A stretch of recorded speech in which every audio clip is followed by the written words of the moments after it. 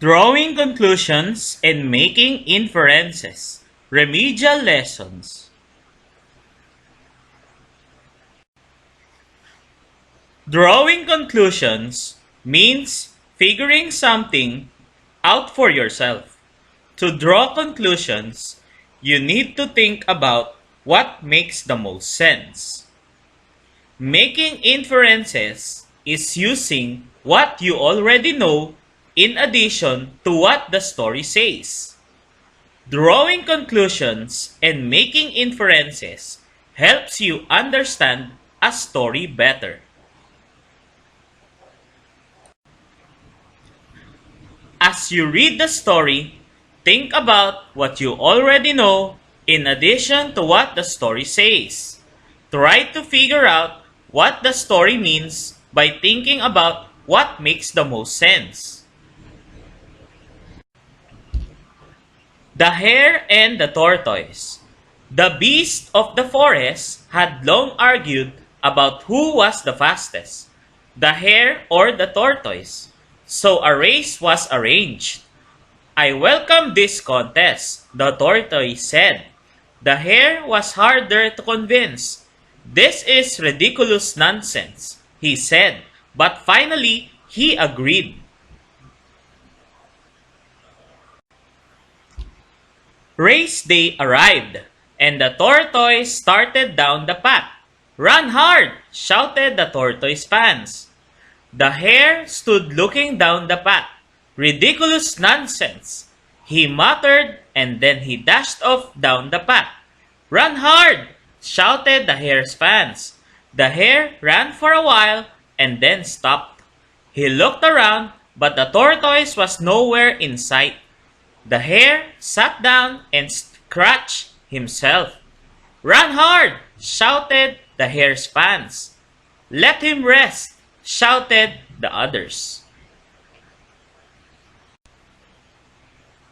When the hare saw the tortoise coming, he got up and ran for a while more. Then he sat down and scratched himself. This went on until the hare was almost to the finish line, where all the animals of the forest were gathered. Suddenly, it struck him how foolish he looked running a race with a tortoise, who was nowhere in sight. He sat down again. Some say he slept. The tortoise won, and all the animals cheered. "How did you do it?" someone asked. "Slow and steady wins the race," the tortoise replied. And that is the moral of this story. It also became a popular saying among all the animals and especially among the snails. Use what you already know and what the story says to make inferences. Number 1. Why did the hare say the race was ridiculous nonsense?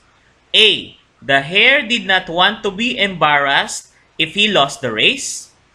B. The hare knew that he could run much faster than the tortoise. Or letter C. The hare was angry at the other animals of the forest. What is your answer?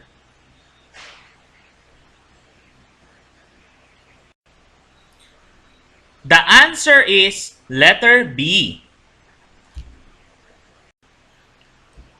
Number 2. When the hare turned around, why didn't he see the tortoise behind him? Letter A. The tortoise was on a different path. B. The tortoise had sat down to rest. Or letter C. The hare was very far ahead of the tortoise. What is your answer?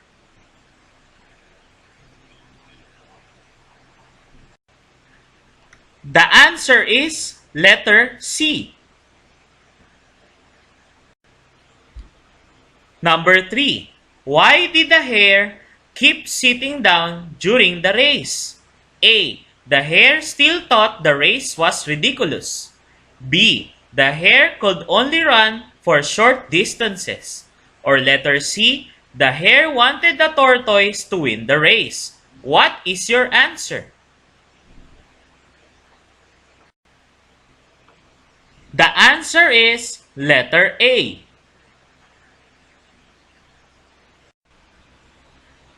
Number 4.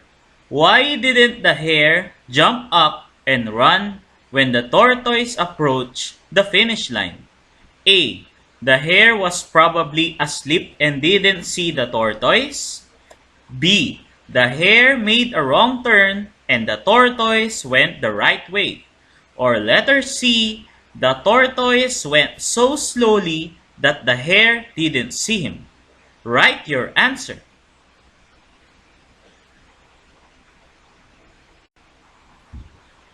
The answer is letter A.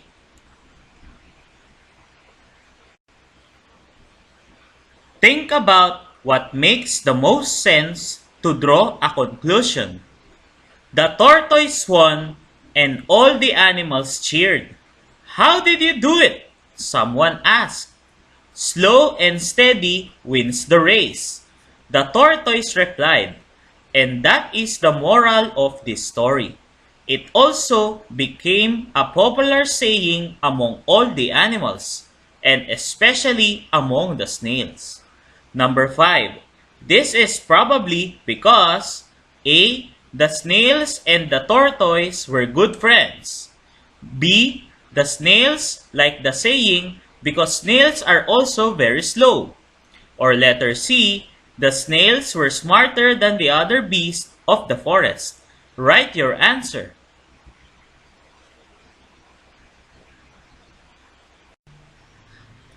The answer is letter B. What is your score? Write your score in the comment section below.